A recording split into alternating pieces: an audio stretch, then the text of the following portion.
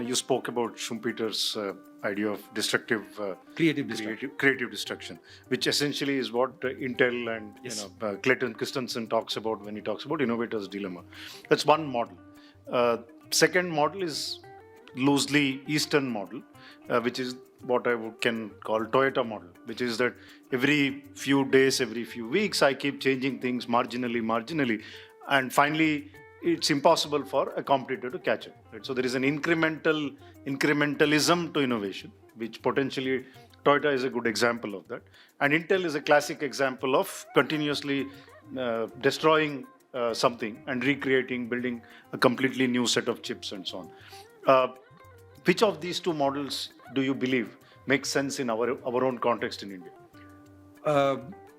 I would say both are equally applicable, equally vital. There is a third one, which is creative imitation. You know, in the 70s and 80s, there was all this, the whole mantra was about indigenization.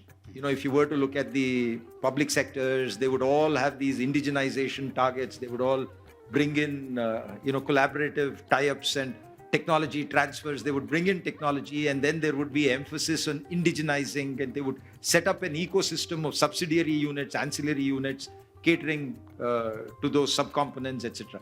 We've stopped doing it.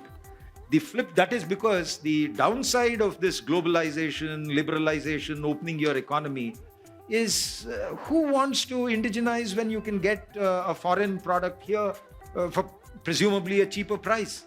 So I think we need to get back into this concept of indigenization, and I am a big proponent of looking at IP in terms of 3 silos. Silo 1, and everybody when they think patenting and think IP, they are thinking cutting edge.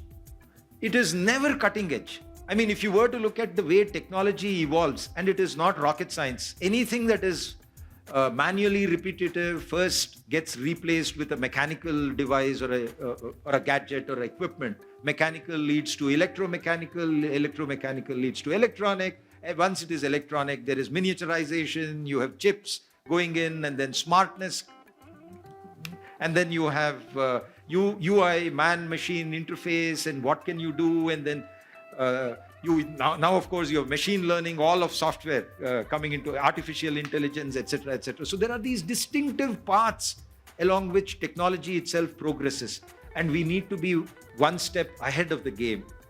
And so silo 1 is first and foremost, depending on your own expertise, look at patent applications that have expired. Just by looking at those patent applications, you can come up with new ideas for a product in the marketplace. Silo 2 is patent applications that are still subsisting, valid and subsisting. When you have an idea, you can look at those subsisting, those applications, because 20 years is the time duration for which the patent or patent granted is valid. So you have to necessarily look at those patents as well. And once you have a concrete idea, please make sure you look at this silo and look at the patents that are there to see if you're going to infringe. That's part of the IP fence building activity that I talked about earlier. And the third one is where you go futuristic, you look at the future, and then, so all of these, be it incremental innovation, be it creative imitation, be it breakthrough invention. You know, right now ISRO is on the Aditya space. Imagine the technological and the scientific activity, the innovative activity that will take place around that mission. And this is the kind of fillip that we need to be giving, and the central government, I keep repeating it, I'm a big fan of, obviously, needless to say, but they've got it all figured out brilliantly. So all these models are vital, and we need to make sure that we incorporate them in our public policy.